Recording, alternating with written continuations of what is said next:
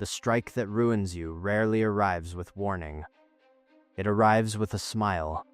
You do not brace for it because you were not in battle.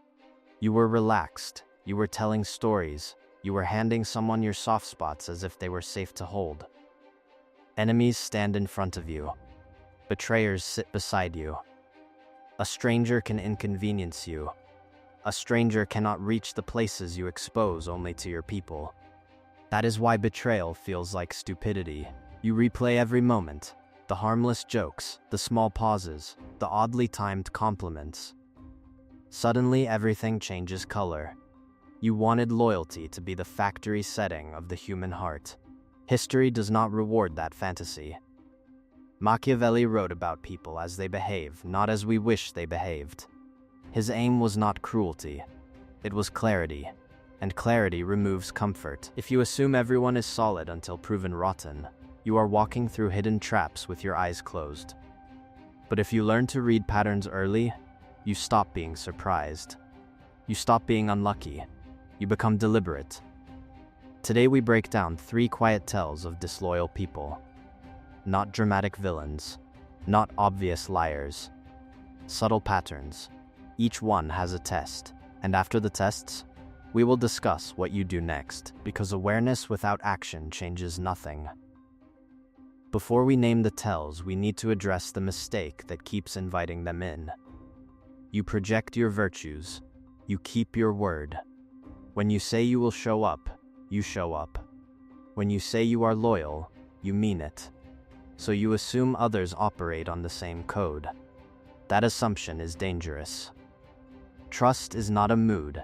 It is not chemistry. It is not comfort. Trust is math. It is behavior measured across time under pressure. Words can be crafted. Feelings can be triggered. Consistency is harder to fake. Most betrayals begin not with malice, but with access. And access is something you grant too quickly when you project your own standards onto someone who does not share them. Tell 1 is fast intimacy. The early confessor. This person accelerates closeness before it is earned. Within days, they reveal something heavy. Trauma, betrayal, a scandal, a vulnerability so personal that you feel chosen.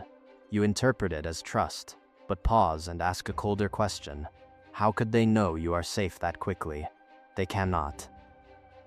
So what is the function of speed?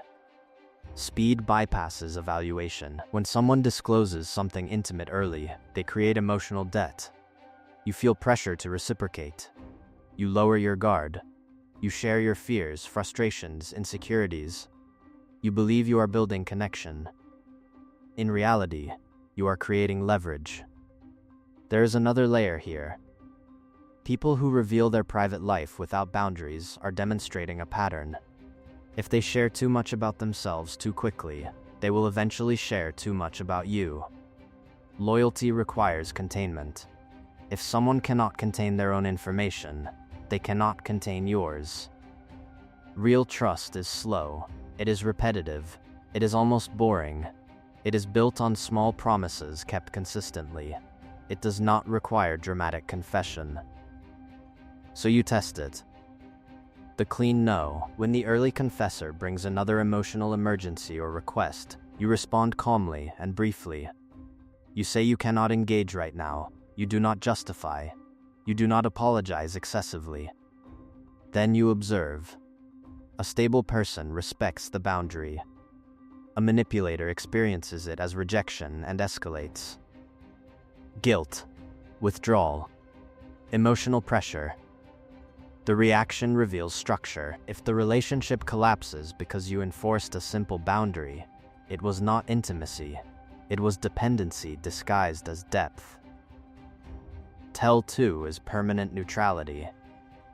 The bet hedger. This is the person who avoids choosing sides even when principle is clear. They say they do not want drama.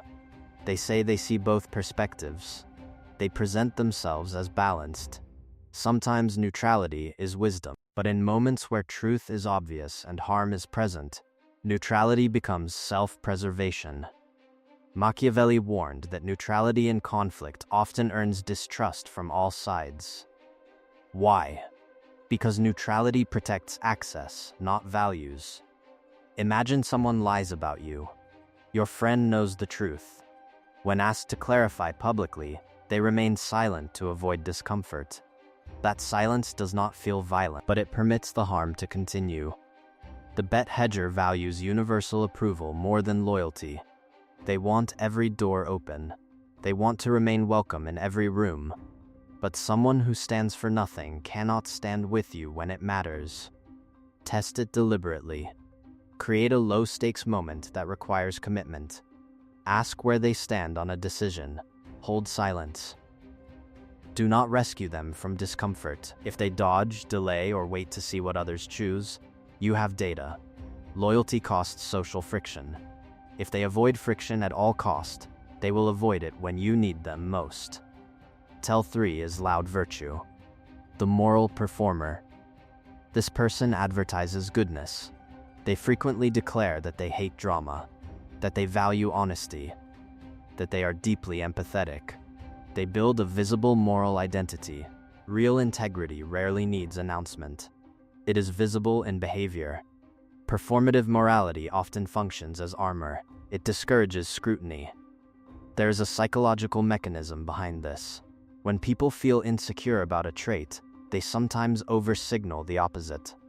The more someone insists they are virtuous, the more carefully you observe whether their private behavior matches the public label. Watch the small details. Do they gossip after claiming to despise gossip? Do they withdraw affection when disagreed with despite preaching unconditional support?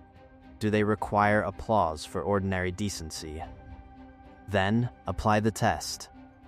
Remove the spotlight. Do not validate the speeches. Do not amplify the moral branding. Observe what happens when applause disappears. Authentic character remains stable. Performers escalate to regain attention or subtly punish you for not participating in their image. Now step back. Why do you miss these patterns? Because your brain prefers stability over disruption. Admitting someone close to you is unreliable forces change. Change is uncomfortable. So you rationalize. You tell yourself you are overthinking. You minimize red flags because confronting them risks loss. There is also sunk cost. Time invested. Memories built. Identity tied to the relationship. Walking away feels like admitting you misjudged. But refusing to update your judgment when new data appears is how long-term damage accumulates. A strategist does not guess. A strategist tests. Pressure reveals structure. When the structure fails, most people react emotionally. They accuse. They argue. They attempt to force recognition. That approach feeds the drama. Instead, use controlled withdrawal. Reduce access gradually. Share less personal information. Respond slower. Keep interactions polite but limited. Do not provide emotional fuel. You are not punishing. You are recalibrating access. Access is earned. It is not automatically renewed. If you want loyal people around you, examine whether you display any of these patterns yourself. Do you overshare to accelerate closeness? Do you hide behind neutrality to avoid difficult conversations? Do you market your morality instead of embodying it quietly?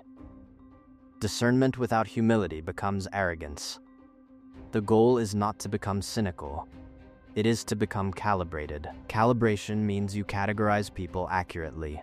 Inner circle, outer circle. Professional distance. Exit quietly. Not everyone earns the same access. Here is a simple framework for trust. Character, competence, consistency. Character means they uphold principles when it costs them. Competence means they can actually deliver on what they promise. Consistency means their behavior remains stable across time and context. Warmth is not character. Charm is not loyalty. Intensity is not depth. As you apply this lens, your circle may shrink. That is not failure. It is filtration. Loneliness is sometimes the temporary cost of alignment. But alignment attracts stronger alliances than desperation ever will.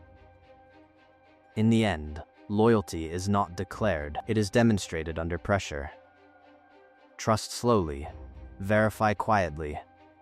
Observe reactions to boundaries more than reactions to praise. If guilt rises when you create distance, remember this. Guilt is not proof you are wrong. Often it is proof you are no longer convenient. Raise your standards. Move quietly. Protect access. The calmest person in the room often holds the leverage, and the one who governs their attention governs their future over time.